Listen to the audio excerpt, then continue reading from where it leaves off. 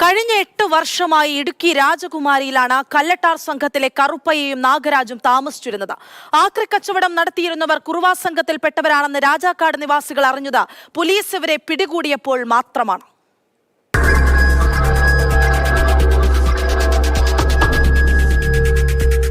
രാജകുമാരി ടൗണിൽ നിന്ന് 2 കിലോമീറ്റർ അകലെയായി വീടും സ്ഥലവും സ്വന്തമായുള്ള കറുപ്പയ്യോടൊപ്പം കുടുംബവും ഉണ്ടായിരുന്നു. നാഗരാജൻ കറുപ്പയ്യോടൊപ്പം താമസിക്കാൻ ആരംഭിച്ചിട്ട് അധികമായിട്ടില്ല.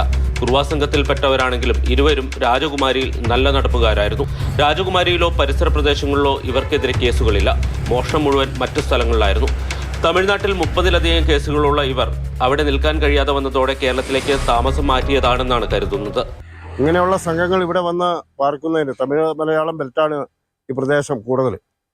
അപ്പോൾ ഇവരിങ്ങനെ ഉള്ള ആളുകൾ വന്ന് താമസിച്ചാൽ അറിയില്ല. അപ്പോൾ നാട്ടുകാരെന്ന നിലയിൽ ഞങ്ങൾക്ക് പറയാനുള്ളത് ഇതിൻ്റെ കണികൾ ഇനിയുണ്ട് എന്ന് തന്നെയാണ് ഞങ്ങൾ ഭയപ്പെടുന്നത്.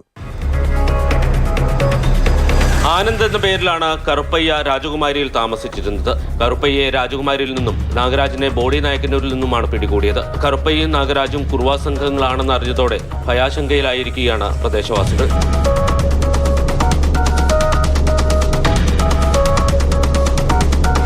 മാതൃഭൂമി ന്യൂസ് ഇടുക്കി.